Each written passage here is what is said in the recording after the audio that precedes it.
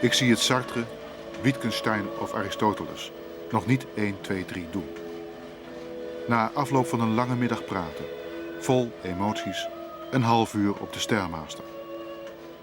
Maar ze heeft het zelf voorgesteld. Rennen is één van haar bronnen van schoonheid en troost. Versplinterde, droomachtige ideeën doen me tijdens het hardlopen op. Als ik wandel, kan ik filosofie bedrijven. Niet als ik ren, schreef ze me. Meestal rende ik rond het meer hier. Ik houd van de kleuren.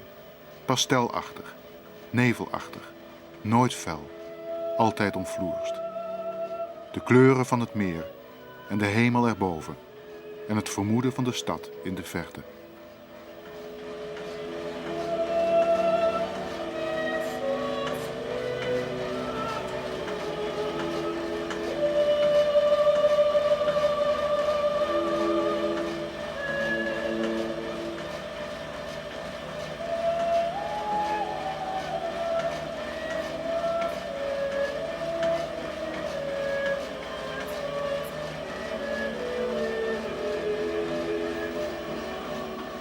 Dit is dus Martha Nussbaum, een van de meest intrigerende filosofen van dit moment.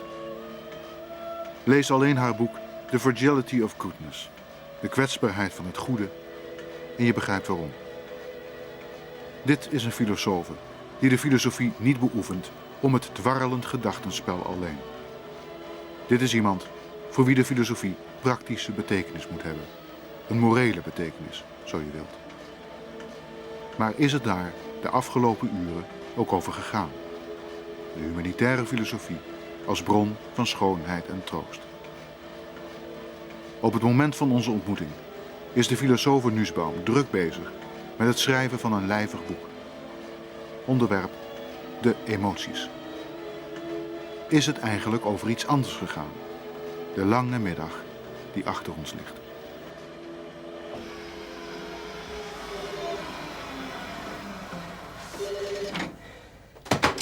Telefoon.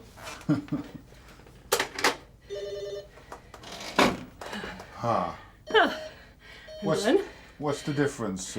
Martha Nussbaum before the running or after? Oh, I don't, I just feel very relaxed.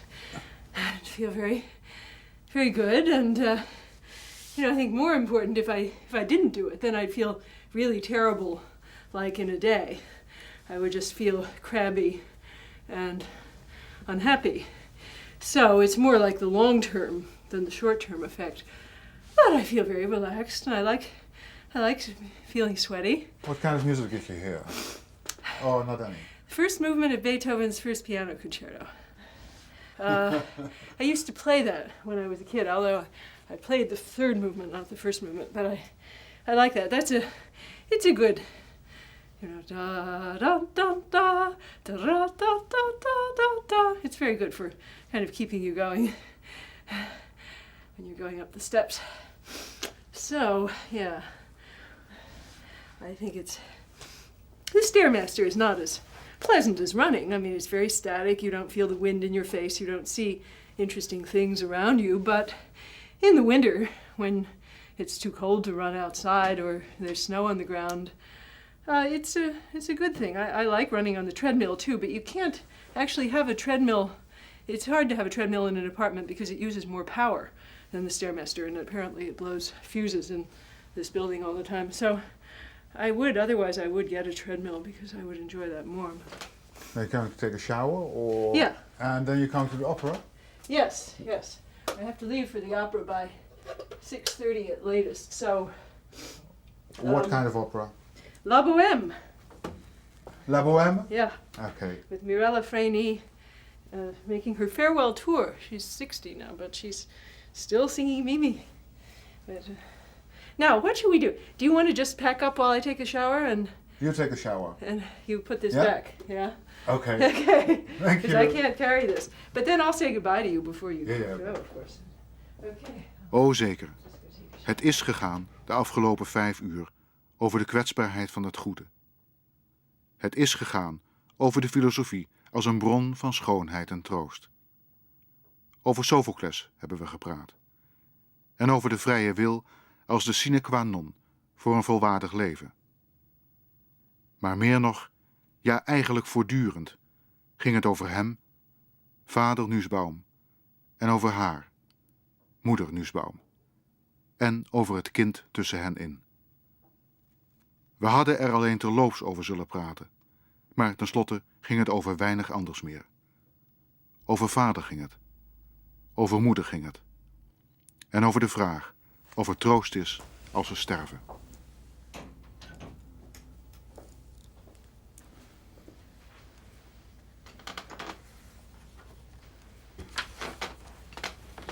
Shall we start? Yeah. Okay. Let's start at the very beginning. Okay. Oliver Sacks says of me once in New York, in our childhood we lived in an Arcadian state. The rest of our lives we try to recapture that state, even if it didn't exist at all. What about your childhood? I think the beginning of it was very happy.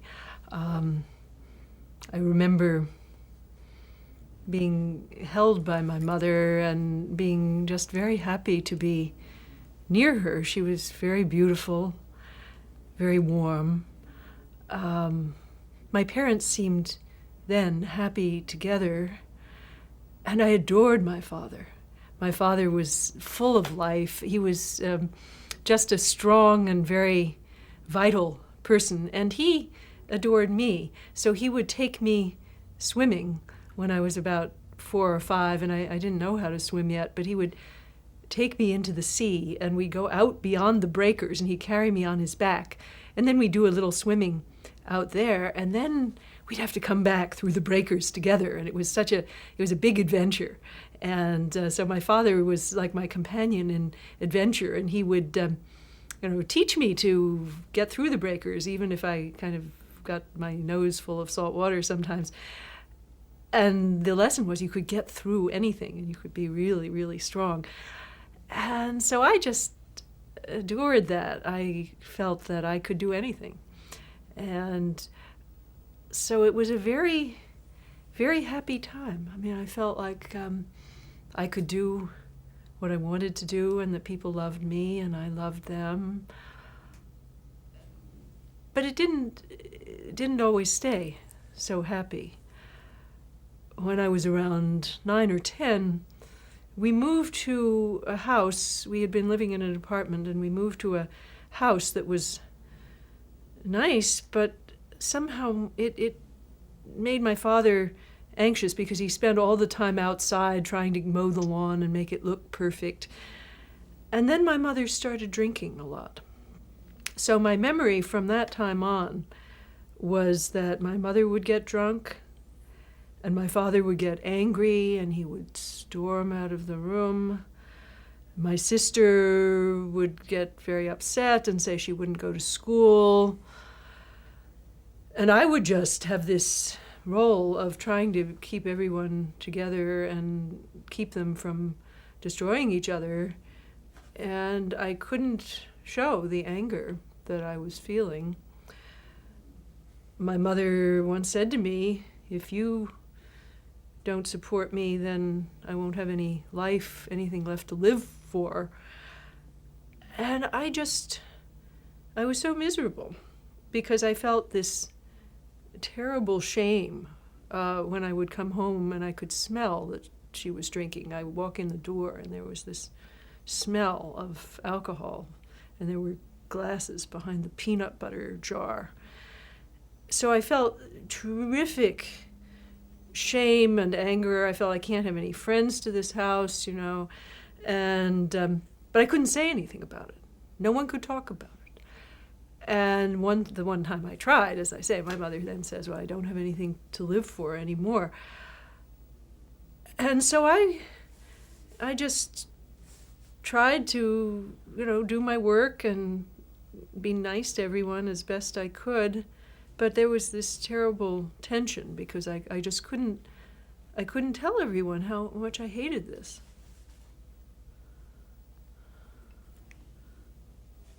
Why was she drinking? Well, I think, well, of course, you never know what causes people to drink. I don't claim to know. And later in her life, she became a big worker for Alcoholics Anonymous, and she helped many people recover. And she believed their philosophy that you had to admit that there was something in you that was powerless over alcohol, and you just had to acknowledge that.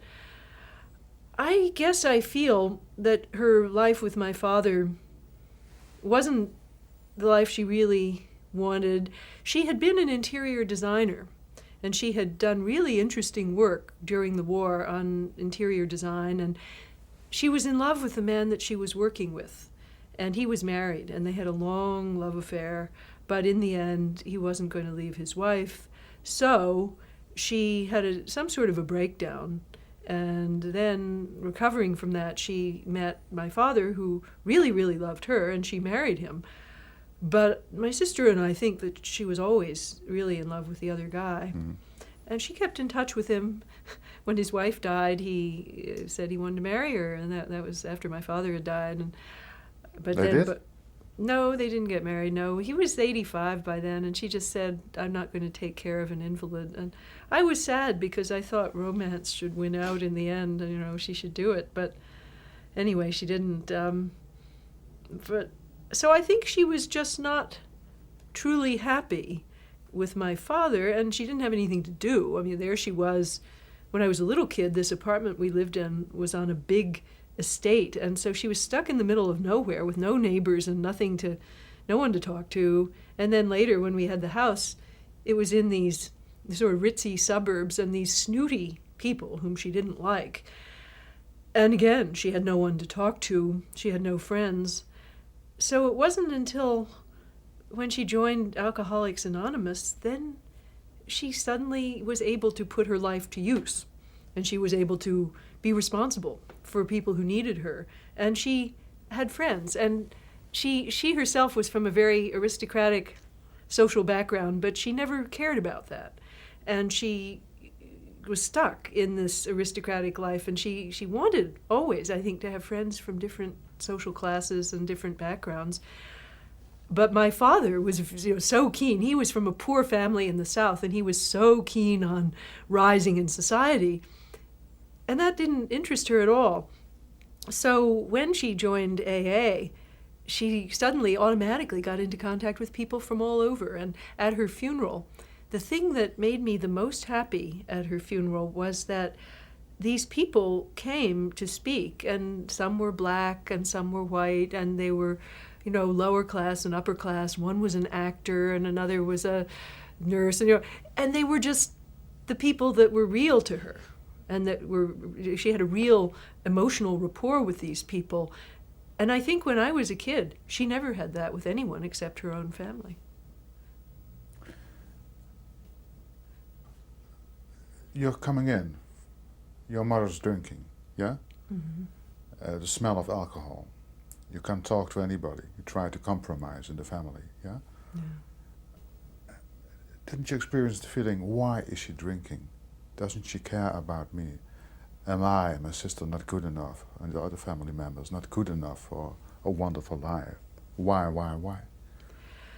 Yeah, I guess I did. I think I tried to repress those thoughts because I think what I really felt, what I remember feeling was that she should take charge of her life and she shouldn't let herself slide like this. Because I was always brought up, particularly by my father, to believe that you never let down, that when you felt weak, you just overcame that. And just like he would take me through the waves and so on. So, when anything happened, sickness or anything, you just used your will and you overcame that. And so he would go to the office even when he was sick. In fact, when he died, he had cancer. He had lost about a third of his weight, and he went to the office every single day. And when he died, he was putting his papers into his briefcase, and he just, fell over and died. So that's the way he lived, and that's the way he taught me to live. And what I felt is, this is what I'm doing.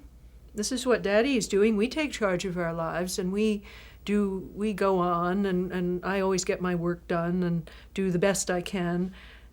And then on the other side were my mother and my sister. My sister had a lot of problems in school. She was younger, and I think she was more wounded by all the things in the family. So she would pretend she was sick, and she wouldn't go to school, and she'd hold the thermometer next to the light bulb so it would heat up, so she would be sick. And I just was furious at them because I thought that they could take charge of their lives by will, and they weren't doing it, you know. And I think a lot of my life after that has been learning that that's not true of people. And I write now. I mean, one of the article that I was writing when my mother was dying was about mercy and why the criminal justice system should have mercy on defendants whose backgrounds have hurt their chances to be good. But I think this is all about my attitude to my mother, because I didn't have mercy on her at that time. In your childhood? In my childhood. I was furious at her for doing this to us, and I couldn't say it. No one could say anything, but then this anger just built up inside of me, and I wanted to get rid of this anger, but I had no way of doing it. I sometimes I would pray to have this anger removed from me, and I just didn't. I thought sometime I might really do something terrible. I couldn't tell what I would do, but I just held all this anger inside me. And even now, you know, I can never, almost never, can I just say to somebody, I'm really, really angry at you. It's very hard for me.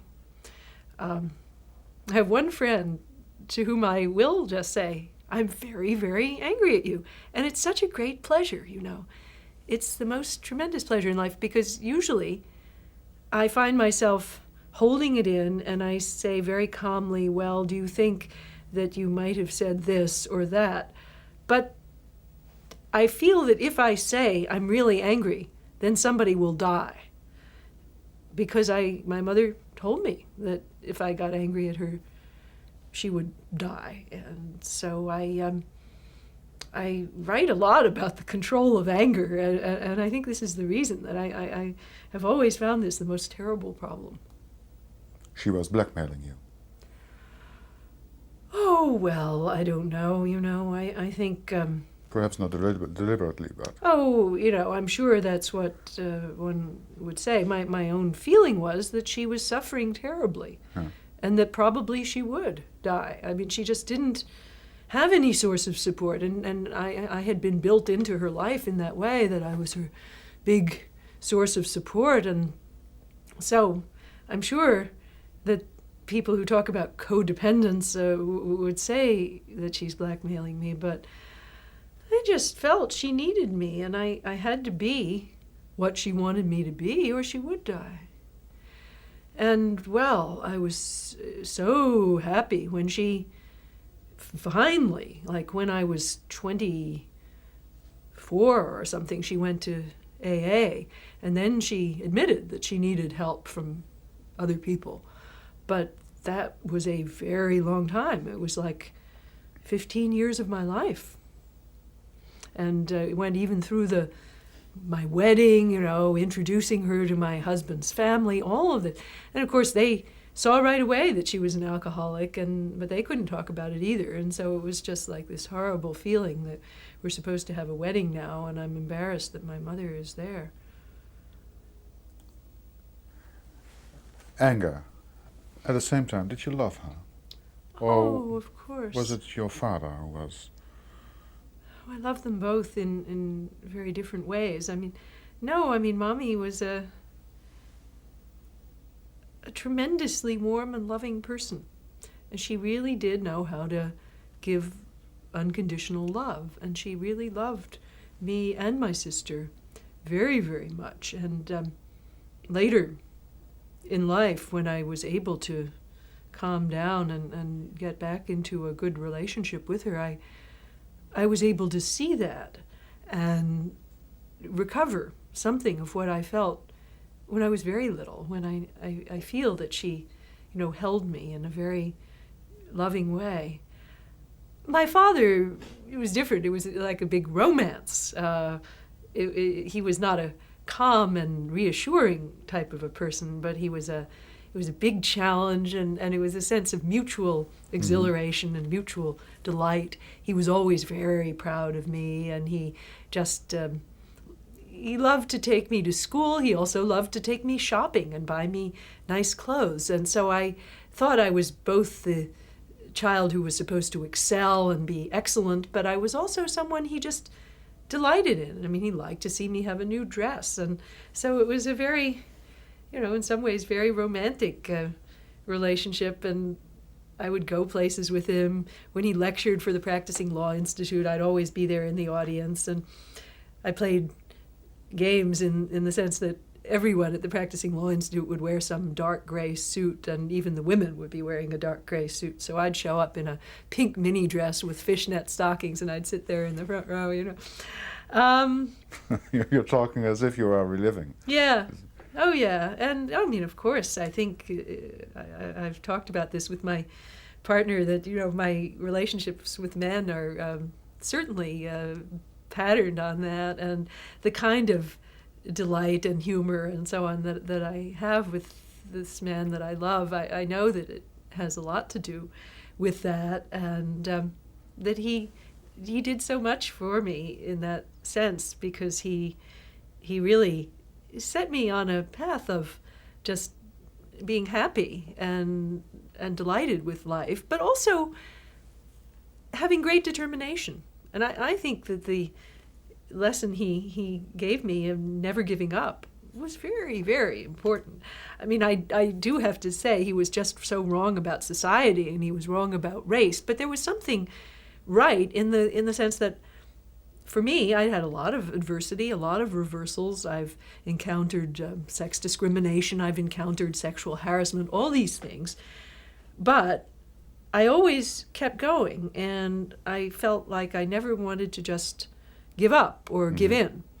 And I think that has been probably more important than anything else in my career, I mean, lots of people have talent, and I think the real difference is how much will they have.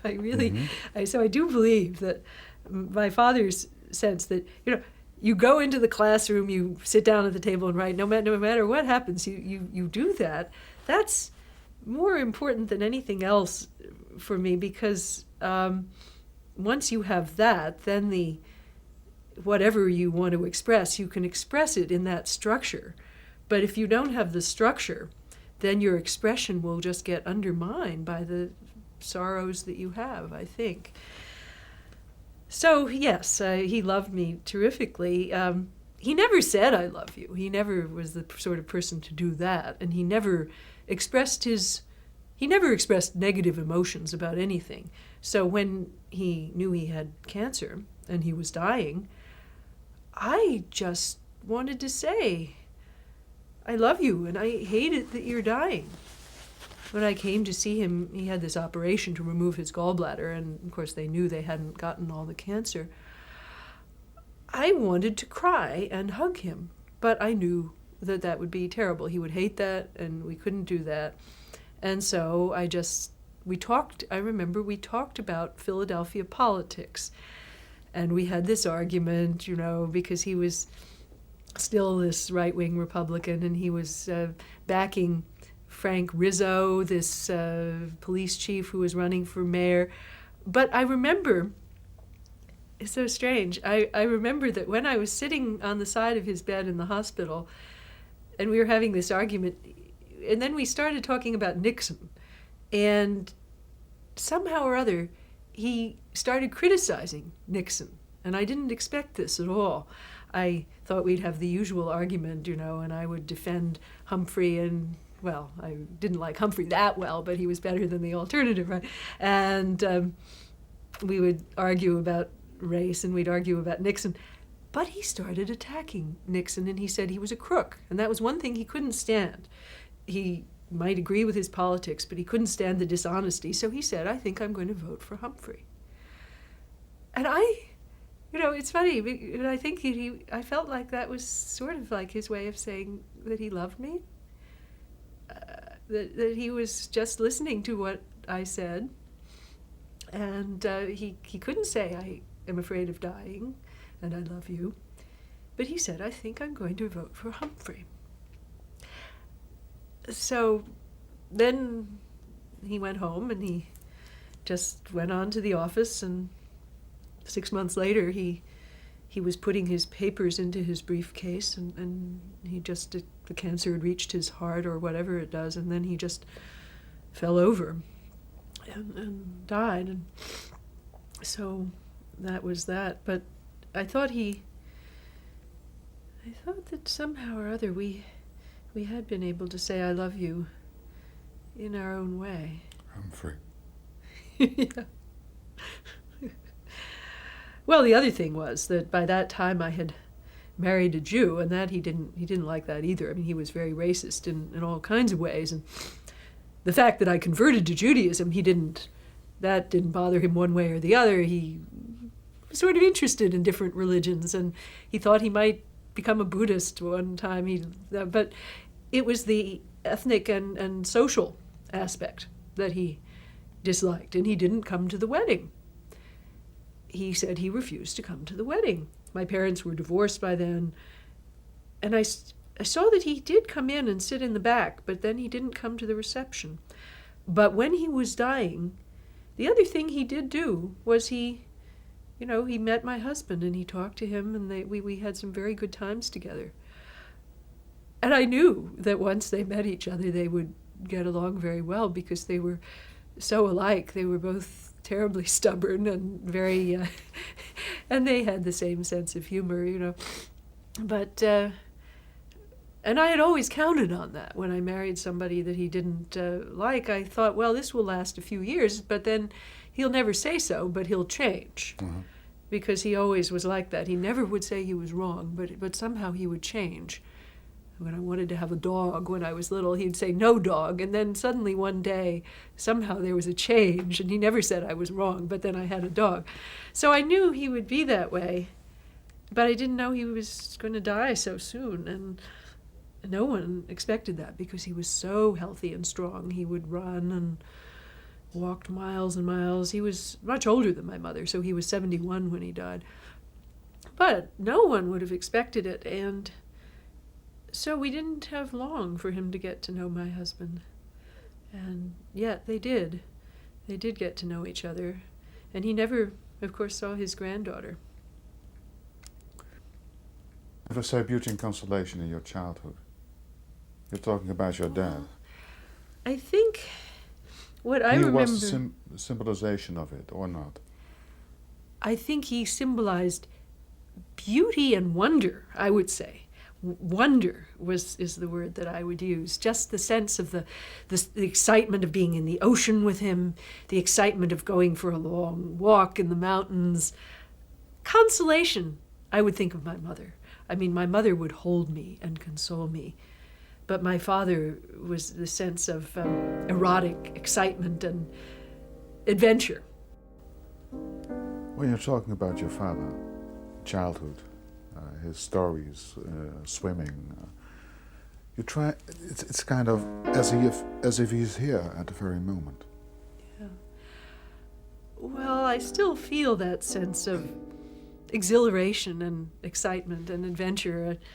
I can remember so many things. I remember that his favorite poem was this poem, The Shooting of Dan McGrew by Robert Service. So one day I did a tape recording of it, and he read the poem while I played the piano, because in the poem there is a stranger who comes in out of the cold and plays the piano, and the poem describes how the music sounds. And so I just took a Beethoven sonata, which of course is certainly not what they were playing in the Yukon while they were mining for gold, but that's all I knew how to play. And I played this third movement of the Pathetique Sonata in the way that the poem described the different moods, rising and falling. And then at the end there's supposed to be a woman. It says a woman screamed and the lights went out, and then there's a gunshot. And so my sister did those sound effects, and then so we had this family recording of that. But my father, he read it so wonderfully, and he always read wonderfully. Even when I was very little, when I was about 4, he made a record for me for my birthday. He went to a recording studio and he recorded because there were no tape recorders in those days. He recorded my favorite story, which was about a big brown bear named Bruin. This was a story that every Saturday morning I would get into my parents' bed in between them, and we'd tell this story, and my father would act it out, and he was the big brown bear. So he went to a recording studio, and he actually made a record of that story for me, and I have never been able to find it. I'm so mad that I can't find that, and I can't find this record of the shooting of Dan McGrew. But I do feel that he's here, sure. I do. I feel that the sense of happiness and exhilaration and excitement I have, especially when I'm in love with somebody, I feel he's very much a part of that. Yeah? Especially then? Yeah. Oh, very much. Why? Yeah. Oh, well, I think I look for people who inspire me with that sense of excitement and adventure. His sense of. Yeah. But, I've always looked for people that inspire me with that sense of wonder and excitement, and therefore also people that I look up to and really admire their dedication and their capacity for hard work and absolutely uncompromising honesty, all the things that I associated with him or what I look for. The funny thing that he would not be so pleased by, though, is that I always look for people in ethnic groups that were different. I mean, either Jewish or, in one case, a man from India. And I guess it's because, actually, I always thought of my father as being different from the surrounding society, because here he was this outsider from Georgia, and he was in the Philadelphia Society, but he was much more alive, and he would always make jokes about social conventions and social forms. So I thought of him as an outsider, as a kind of rebellious outsider. And actually, he even looked Jewish because he had a fall from a horse when he was about 40 and his nose was broken. And so if you look at pictures when he was very young, his nose is sort of straight. But when I knew him, he had this hooked nose. So, I thought that he probably really was Jewish. He just didn't know it. Yeah. You're 60 now, or 14, while talking about him. Do you remember his voice, how he told the story? Can you imitate him? Well, or the poem? Do you still know it by heart? Yeah. A bunch of the boys were whooping it up at the Malamute Saloon. The kid who handled the music box was playing a jagtime tune. I don't remember it all, but that's how it begins. He often told stories while he was driving, so I could see him driving in the car and kind of shoulders like this and telling these stories. And then we'd sing also the songs like, there's this one with lyrics by Rudyard Kipling. He loved these kind of old English adventure things. There's one, The Road to Mandalay, on the road to Mandalay, where the flying fishes play. And the dawn comes up like thunder out of China across the bay. And so we would sing these terrible songs and just have a wonderful time driving along in the car. Yeah. Yeah. And, the other thing that I remember about him was that he always, he did love clothes. He as I said, he always had beautiful suits and ties, and he had about 150 ties. I once counted them.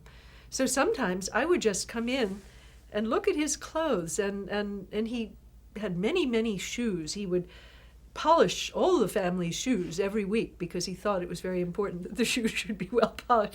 So he'd gather up all the shoes, and then we would have this great time, and he would tell stories while he was, buffing the shoes. And so I would just hang around. There was a time I could hang around in his room and smell the shoe polish. And, so I still, when I smell shoe polish, it always reminds me of those Friday evenings when he would polish all the shoes. Yeah. Yeah. I want to know, you wrote about the death of your mother. Yeah. We will talk about it. But compared to the death of your father, what happened to you when he died? Oh, it was really, really hard for me because as I say, partly because of this marriage thing that I had assumed when I decided to go ahead and get married to somebody that he didn't want me to marry, I assumed that there was plenty of time and that there was a lot of time for him to change his mind, and I knew he would. When I thought that this was so ridiculous because he had all these stereotypes about Jews, that they were vulgar and they smoked big cigars, and I thought, foolishly enough, that when he met the individual family and saw that they didn't conform to any of those stereotypes, then everything would be fine. Well, it wasn't fine. He didn't even want to meet them, but I knew that sooner or later he would, and that when he came off of his stubbornness, he would. But then when I recognized that he only had 6 months to live, I felt tremendous guilt, like I had, injured my relationship with him at the very end of life, and in a way that it turned out it was much more irrevocable than I thought. Now, I went on seeing him in that period, but I also knew he was very lonely because my parents had been divorced. He was living in an apartment of his own. He was semi-retired from his law firm. He was still working, but I knew that the work was never very satisfying to him. He was a very successful tax lawyer, but he had always wanted to be a scientist, and they were poor, and he had to support his younger brothers and sisters, so he didn't get a chance to go on and get that education. He was practicing law by the time he was 21 in Georgia, and he just never could go back. So his work was never what he wanted to do, and I knew that he would have wanted to spend time with me and a husband, but so I felt a kind of guilt. I mean, I knew that I was right and he was wrong, but I still felt guilt because I had taken him away from my life at a time which turned out to be the end of his life. But then, when he did die, I didn't know what one should do. What I wanted was I wanted to put on black, and I wanted to wear black to show what I felt. But, in our society, there isn't any ritual of mourning that you can do. And so, and here he was divorced, and there weren't very many friends that he had. He was a rather shy man, really, except with his family. And so there weren't very many people I could talk to about him. Of course, I could talk to my husband, but he had very understandably very mixed feelings about my father. And even my half-brother, my father had been married before, and I have a half-brother who's 15 years older than me. He hated my father because he felt his own mother had been mistreated by him. It was a very brief marriage, and they got quickly divorced, and this half-brother was raised by his mother. So I couldn't talk to him because he hated my father. My sister also hated my father because she felt like he always preferred me and didn't really love her. And to this day, she kind of likes to believe that she might not really be his daughter. She looks for evidence that she really looks like this man that my mother was in love with before. And so she's created this fantasy that she might not really be my father's daughter. So I couldn't talk to her about it. So what was I to do to say that I really loved him? Well, the only thing I could do was really to do my work, because he always was so proud of me, whatever I did. And although he thought philosophy was kind of useless, he kept asking what use it was. He was so proud when I had some success and so happy. And in fact, just before his death, I had become the first woman to be a junior fellow in the Harvard Society of Fellows. And I asked for permission to tell him that before the official publication date of the awards, because he was dying, and they did tell me that I could do that. And so he knew about this just before he died. How did he react the moment you told well, of him? course, he was very, very happy. He was very, very happy. And I think it made a difference to him at the end of his life, because it meant kind of that I was going to do things that he had wanted to do. And I saw him after that, but once only. And he didn't want to be seen a whole lot at the very end because he looked so thin and he had lost so much weight. But I told him by phone, I do remember it, yeah, standing in the hall in my little apartment, I told him. So I remember that very well. And then I saw him once more, and he was just so shriveled. And his beautiful suits, he loved fine suits, and he always had them tailor-made. And these beautiful suits were just hanging around him, and I guess his liver was affected, his face was very yellow. So I saw him that once more, and then after the funeral, I remember this terrible, terrible time when my brother and his wife came down, and my husband and I went with them, and we divided up his furniture. And I remember two things. First, just how unpleasant and terrible it was because they didn't love him, and they really just were concerned for what pieces of furniture they should get. And then I had to be concerned also for what furniture I should get, just because I wanted some of the things he loved to be with me, and therefore be loved rather than be with them and be hated. And but the other thing I remember was that I thought that I might be pregnant, and I didn't know, but I kept thinking, why haven't I gotten my period? And in fact, I was pregnant. At that same time? At that time, yeah. And so it turned out that I was pregnant, and my daughter was, so he died in January, and so all this stuff happened in February, and then my daughter was born the next October. So probably, I can't quite say that I planned it because I didn't. I had an IUD and it had come out of place, but who knows how the body works in such times, and whether it came out of place in some way that had to do with my emotions, who knows. But I think that there was some connection in my emotions, because I did feel like wanting to have a child was very closely connected with this mourning and wanting life to go on. So I remember on the way back from this furniture thing, we had put some furniture into my brother's car, but the car had some problem, and the back window was broken, and it had to be taped up with some plastic.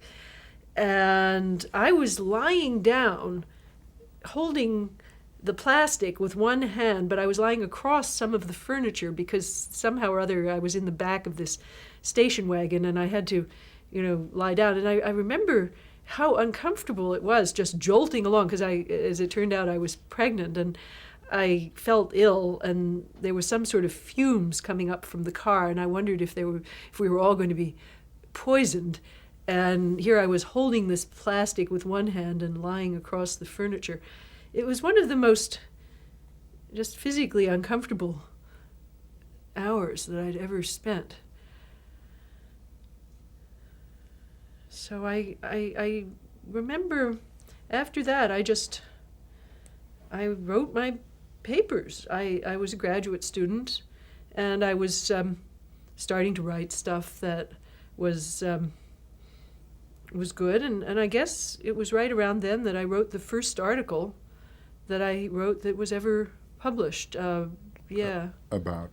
It was actually about Heraclitus, one of the pre-Socratics, and his conception of the soul. It was about the connections between the soul and personal mortality. I was trying to argue that he did not have a conception of immortality, but that the way you replaced the absence of immortality was by good deeds in this life. So I suppose that could be very much connected with what I was thinking about my father. So I wrote that article, and I wrote it while I was pregnant, and then eventually it came out, I guess, right around the time that my daughter was born, 1972.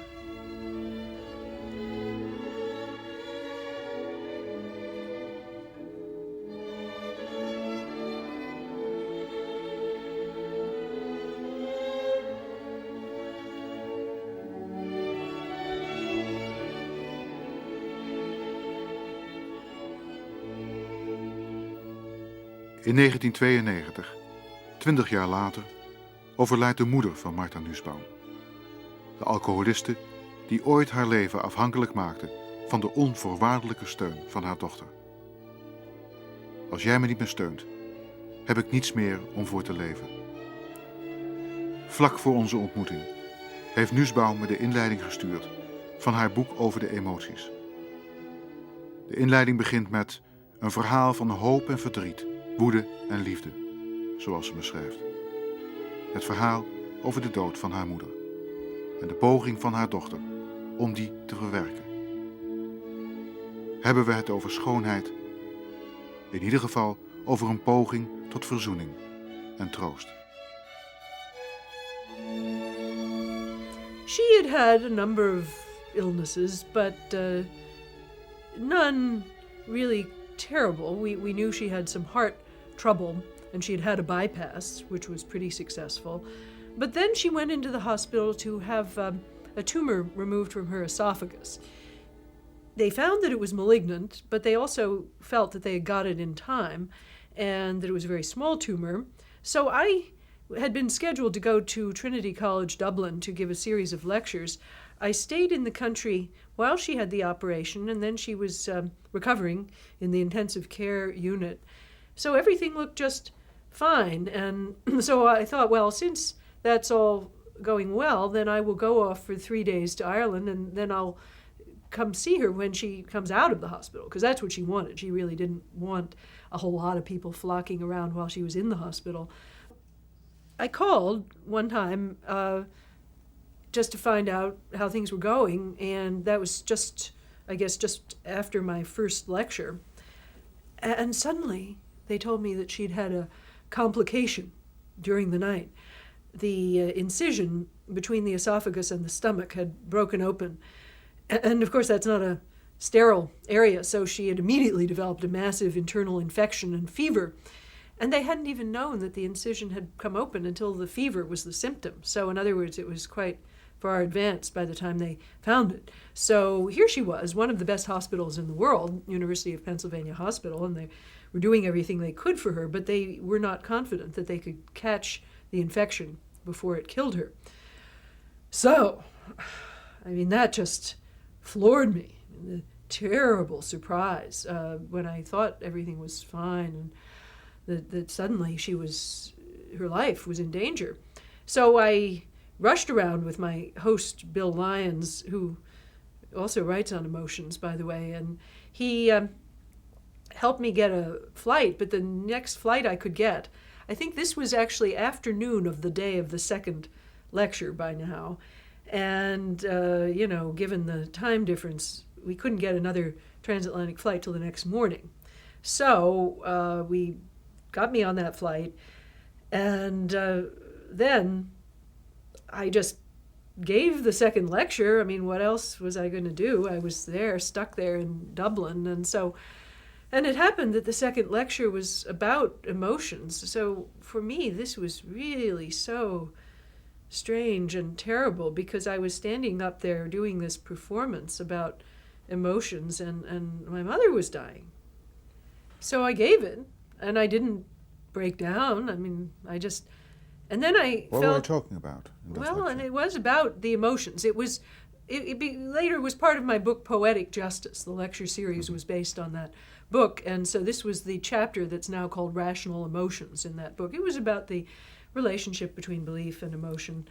But I thought, it's inhuman. I shouldn't be able to do this, and I was able to do it. So I was feeling guilty also all the time, and I thought, well, of course I I should do this. I mean, here I am. Why should I not do it? The audience is there and they want to have the lecture. So, but I still felt there was something wrong about doing it. And so I did it. And then I went back to my room, in this room in Trinity College, which I remember very well. And I had my laptop because I had a very big public lecture I had to give about 2 weeks later here at the University of Chicago. In fact, I wasn't teaching here yet, but I had to give what's called the Dewey Lecture at the University of Chicago Law School.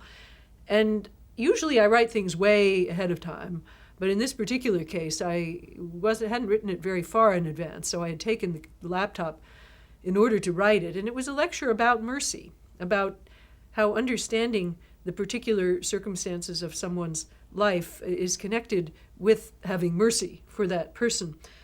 So I went back to my room, and I actually had to write some pieces of that lecture.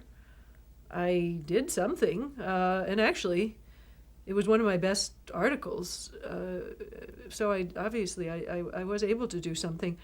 But then I tried to sleep, and then I had this dream. My mother appeared, and she looked so beautiful. She looked like in these pictures that I have when I was a little girl. I was around 2, and my mother looked so beautiful, and I think she was wearing a tennis dress or something like that. And she had appeared, when she first appeared, she was lying in her hospital bed, and she was curled into a fetal position, but she still looked very beautiful. So I looked at her in the dream, and I said, "Beautiful mommy." And mommy was a name that I hadn't used since about age 10, when I decided it was more appropriate to say mother. And then she stood up, and she looked healthy and young, and she said, well, others might call her wonderful, but she very much preferred to be called beautiful. And so she was happy, and I'd done something to make her happy.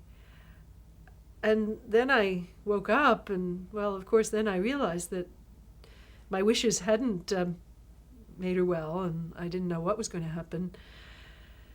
And so then I just got on the plane, and, well, again, I guess today you could telephone from the plane and you could find out what's going on, but in those days you couldn't when you were over the ocean. And so I hadn't even realized this. I thought somehow you could always call, and I suddenly realized that I was out of contact and I couldn't find out what was going on. So I just sat there, and I was in this terrible state of fear. But I worked on this lecture. What else could I do? I'm trying to write about what Aristotle and the Stoics thought about mercy. And then I got there, and I called from the airport. I talked to my sister, and she had made a hotel reservation for me, and the arrangement was that I would stay in Philadelphia until this crisis resolved itself.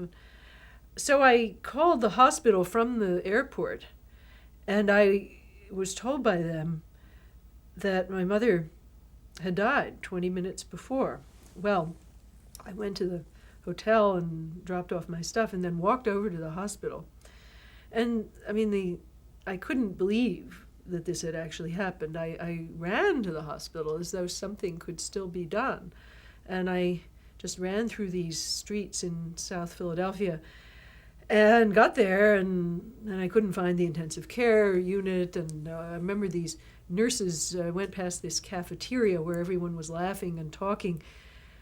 And then they showed me into the intensive care unit, and there, behind a curtain, I saw my mother, and she was lying in bed. And, every night at home she would lie in bed on her back, wearing some nice bed jacket or gown, and she always looked very nice. And so she was just lying there on her back the way that she looked every night at home, and she was wearing a nice robe with a lace collar, and they had put on her makeup so she looked very good, because the nurses told me they were very fond of her, and they knew that it was very important to her to have her makeup on straight. She always checked her makeup. But the difference was that there was this thing in her nose. It was like a breathing tube, but then I could see it wasn't hooked up to anything. It was I can't describe what it was to see that. I just cried, and I cried. I couldn't stop crying, and I remember the nurses brought me water, and so I just stayed there for a while and cried, and then they put all this stuff in a bag for me, and there was this red suitcase, which I still have in my closet here, but I never can use that suitcase. And there was this red suitcase, and they put all this stuff in it, like her bed jackets and the books, and I had given her some books to read in the hospital. There was this one novel by Barbara Pym called A Glass Full of Blessings, and I don't like that book. I think it's kind of precious and cute, but it was the kind of book I knew my mother would like, and she did tell me on the phone that she had enjoyed it. So this novel was in there, and all these relics, and I didn't know what I was supposed to do with these, but they put me into the hospital van with these things, and they took me back to the hotel. So when I got to the hotel, well, I remember, because the first thing I did was to call my partner. I mean, I was already involved with this same guy in those days, and I talked to him for a long time. And every so often I get, even now, into this feeling of terrible guilt, like, why wasn't I there? Why was I in Ireland giving these lectures? Did I really not love her enough? And of course I know, that I was so angry at her through a lot of my childhood, so I've had a lot of guilt about my own anger always. And he always says to me, I heard your voice when you called me, and you really loved her so much. And whenever you talked about her, he says, I know that you really loved her. And so that's very, I still need to be consoled, not just for the death, but even more for my own anger and my sense of guilt. And he consoles me.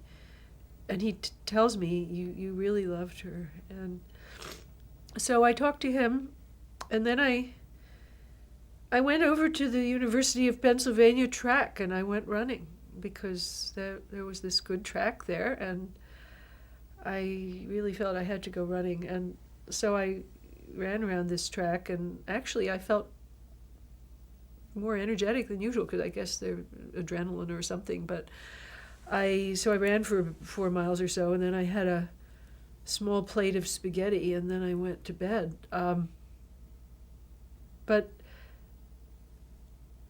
And I went back home the next day, and it took a very long time to really realize that she was dead, because I would start picking up the phone, and I would think I was going to call her and tell her what happened, and then I would see that image of her lying in the hospital bed with the tube coming out of her nose, and so I would have to keep I would keep being reminded that she was dead.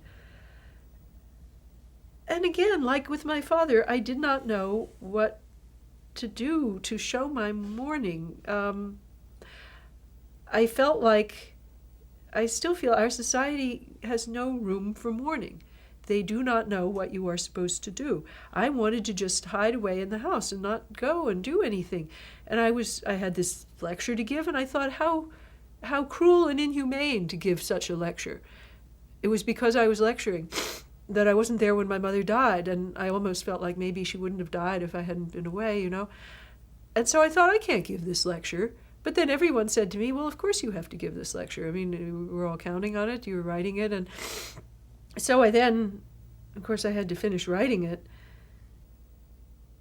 And I think even that lecture, which was not really connected with my mother in my conscious mind, I think in my unconscious mind, it surely was, because it was all about how to overcome anger with a kind of mercy that derives from the fact that you look at the circumstances of human life and you see how many obstacles people have to overcome. And so the idea was that when you see how hard it is to live a good life, then you are less likely to be angry at people, and you're more likely to be compassionate and merciful.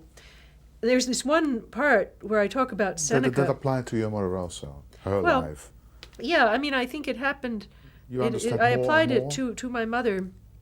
That is to say that it was my own way of stating how I felt about my mother, but it also applied to my relation to myself, I think, because there was this one part in the middle of it where Seneca says that in order to be merciful to other people, you also have to have a different attitude to yourself, and he describes how he examines himself at the end of every day and all the things he did wrong, and then he says, "See that you don't do that again. This time I pardon you." And, when I read that, it always makes me cry, even though it might be in the middle of a public lecture, because I think it's because I want to pardon myself, And I feel like that's a way of saying that even though you do have these aggressive wishes, there's a way in which you can let yourself off the hook by reminding yourself that human life is very hard, and you do have ambivalent feelings and wishes.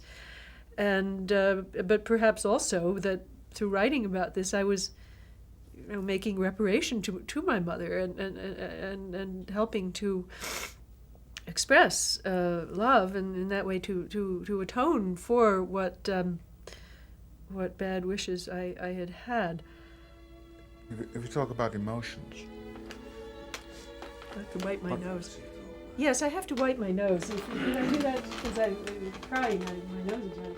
Yeah. So.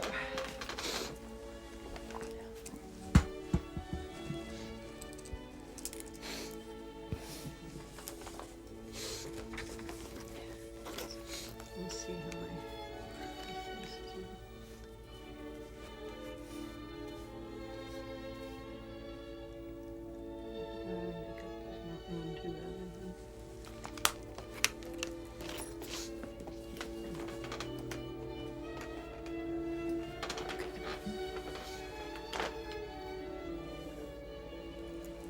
yeah? Yeah. Did you discover any conclusions you were not aware of? You said, oh, dear mother, what? Exploring this whole area was very important to me, and it really made me think of my relation to my mother in a new way in turn. I mean, issues that I hadn't thought about much, about guilt and reparation for guilt, became a very big part of what I was writing. And this idea of giving to the world something that comes out of your own struggle with your own anger and guilt and so on, that's what, to me, the concept of reparation is all about. I'm always very moved by the analysts like Melanie Klein and her followers who talk about the way that the young child solves the terrible crisis of recognizing that it has ambivalent feelings towards parents through the idea of reparation, through the idea that you can pay back, even if you have aggressive wishes towards someone you love, you can pay back by giving something back, by making reparation. And Klein says you do this not just directly toward the person, but you do it in all of your life through trying to create something that gives something to humanity. I think she quite plausibly says that the source of the urgency that underlies a lot of our creative projects comes from the feelings of guilt we have, that we've done a wrong and there's something that needs to be atoned for. A terrible feeling of guilt. Yeah, a terrible Penetrating feeling all of guilt. everyday's life, time and Yeah, again. yes. And that the way you discharge this, though, is to create something that may give the world back something good. So I do feel a lot of my suffering, whenever I have suffering, whether it's about death of someone or about something where I feel I might not be a good enough mother or something. It all revolves around guilt, and guilt that has something to do with my own aggressive impulses and wishes. And for me, therefore, the most consoling thing in the world is to be able to discharge that guilt by doing something good. And whatever that can be, and for me it always takes the form of some kind of writing, something through the projects that I undertake, because I think that just happens to be the way that I as a person am most capable of doing good.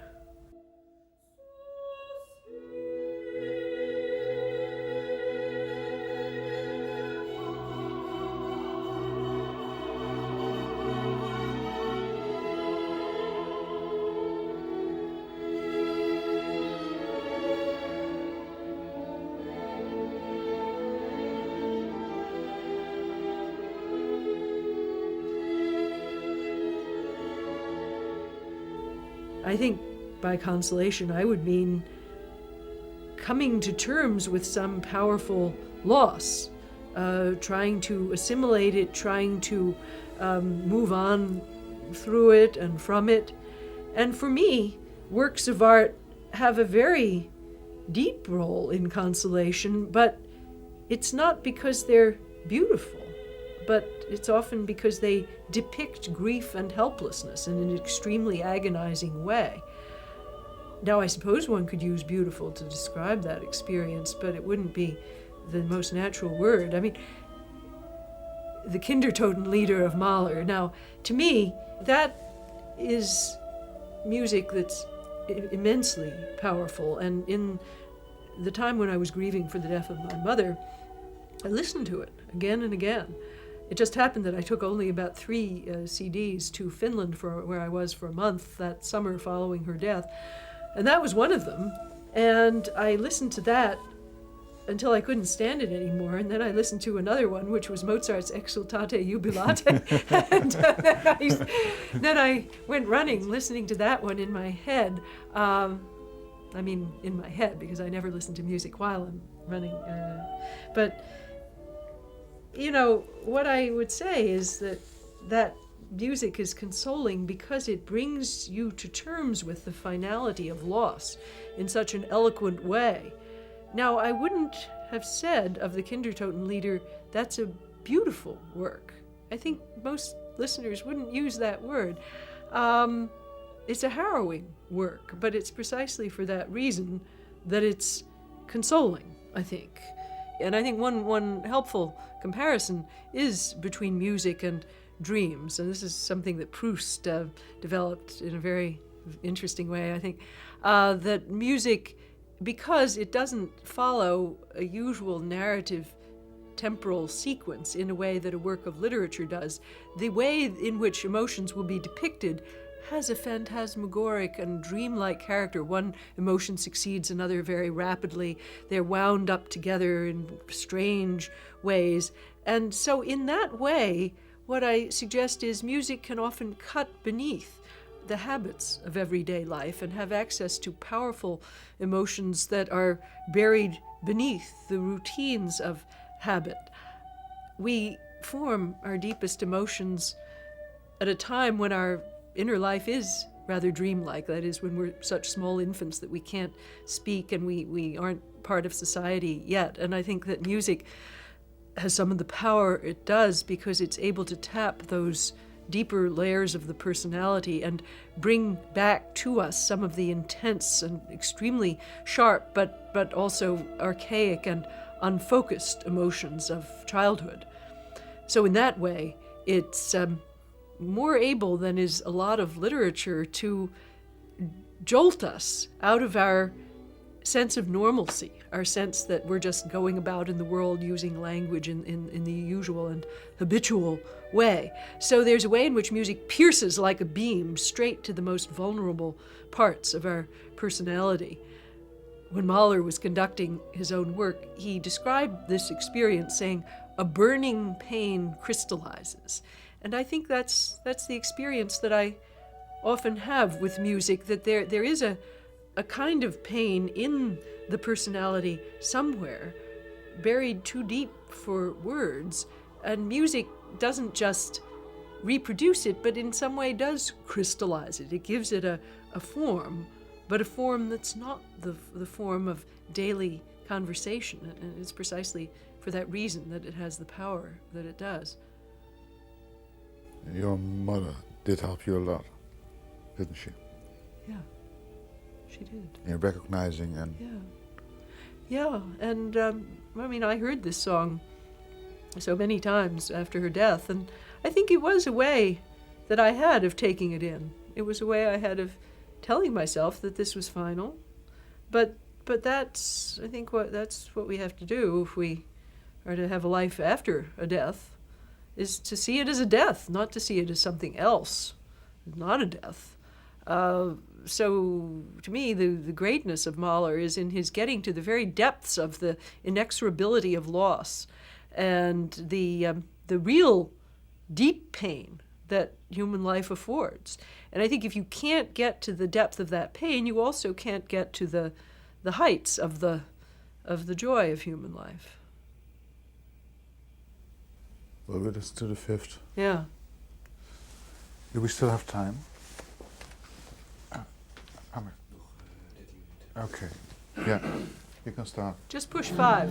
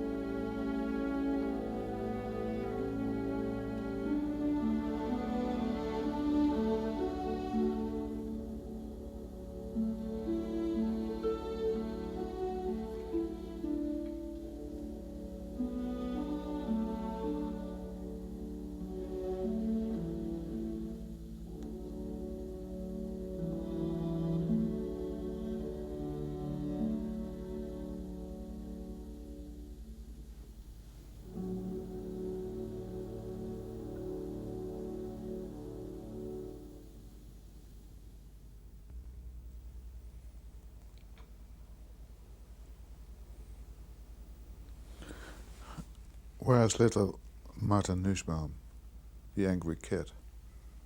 Where did you leave her? Oh, in that song.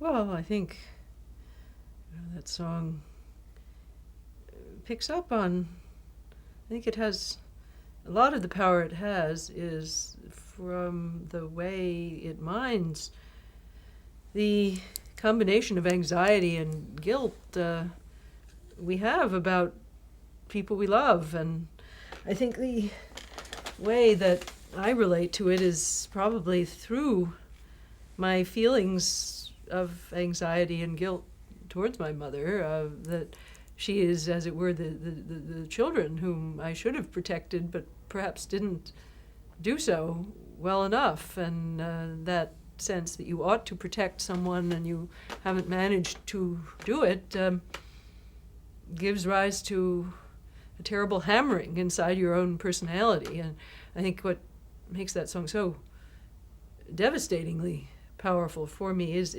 that way that it captures the way the personality hammers and persecutes itself for the fact that the loved ones have come to grief and you haven't done anything about it. And then, of course, the bleak moment where the stroke comes, and then after that everything is hushed and ethereal. Soon the voice itself stops, the oboe, which was associated with the human world, stops, and we just have the strings for the last 16 bars or so. And what does that mean? I think it means that the loved one is gone, is in the world of nature, and that's that. And you have not been able to do anything. So, but I think confronting those emotions in that song is a powerful way of coming to terms with the finality of loss and the sense of, I think, mourning is so often accompanied by guilt, but certainly in my case it was the sense that I ought to have been much better. I shouldn't have had this anger. I shouldn't have been away lecturing in Ireland, and maybe I shouldn't even have been a philosopher, because there was something unloving about that, my mother always thought. So all of these forms of guilt are in me, and to try to understand them, I feel, is one of the things I derive from that terrible song.